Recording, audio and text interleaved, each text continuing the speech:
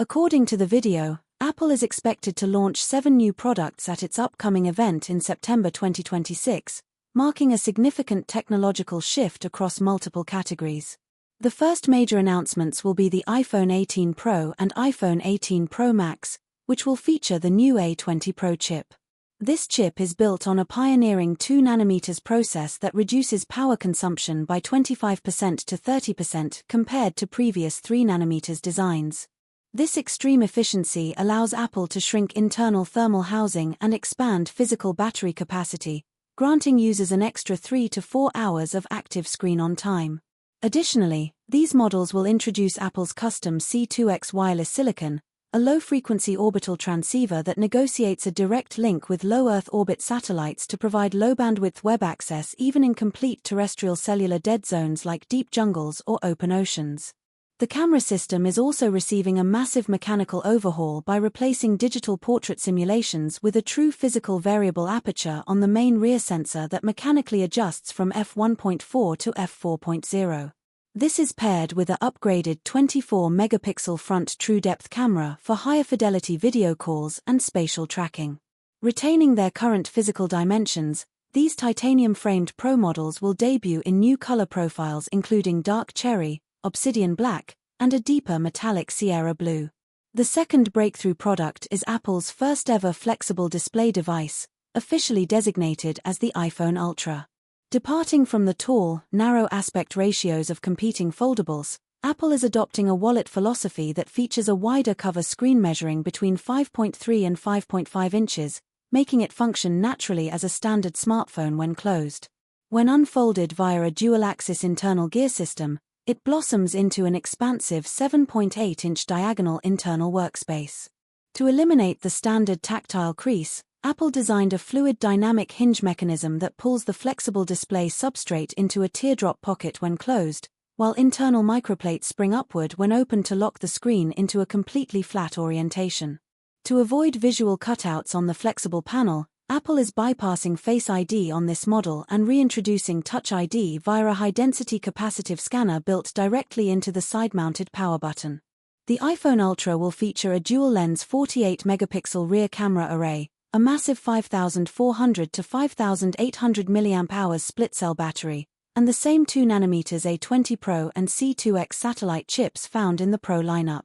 In the wearable category, the third product will be the Apple Watch Ultra 4, which introduces a structurally optimized aerospace-grade titanium housing that reduces chassis thickness by 10% to 12% to improve daily comfort on smaller wrists.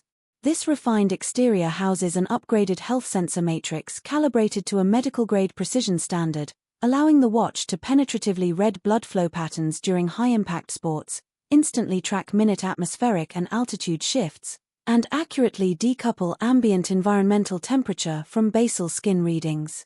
Alongside it, the fourth product will be the Apple Watch Series 12. While maintaining the identical exterior chassis and LTPO OLED display design of its predecessor, its internal architecture has been entirely reorganized by compressing the logic board and wireless systems into a singular microscopic system-in-package.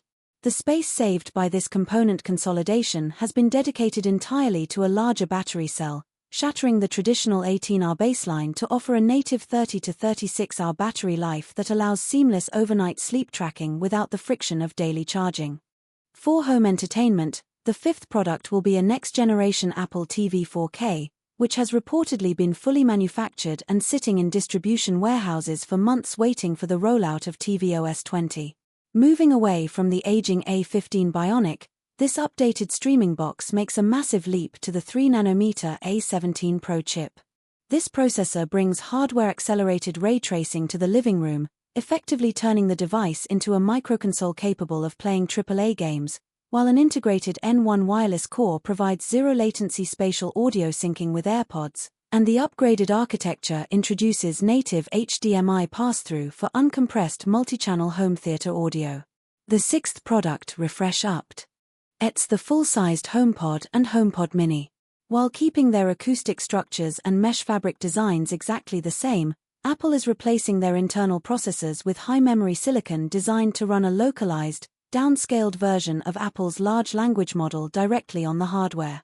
This completely removes cloud latency for smart home commands, bringing Siri response times down to milliseconds and allowing the voice assistant to interpret highly complex, conversational, and contextual requests locally.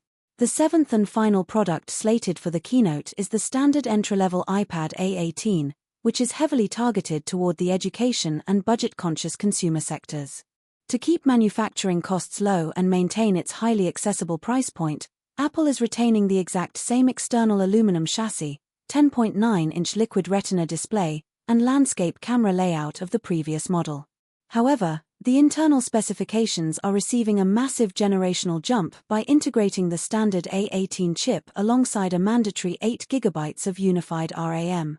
This specific hardware configuration is designed to democratize artificial intelligence by natively running standard Apple Intelligence features such as system-wide writing and proofreading tools, notification prioritization, text summarization, and on-device graphics generation via Image Playground and Genmoji. While it will lack the highly advanced, multimodal Siri AI capabilities found on the Premium Pro lines, the iPad A18 ensures that baseline productivity and AI tools are accessible to mainstream users without a premium financial barrier.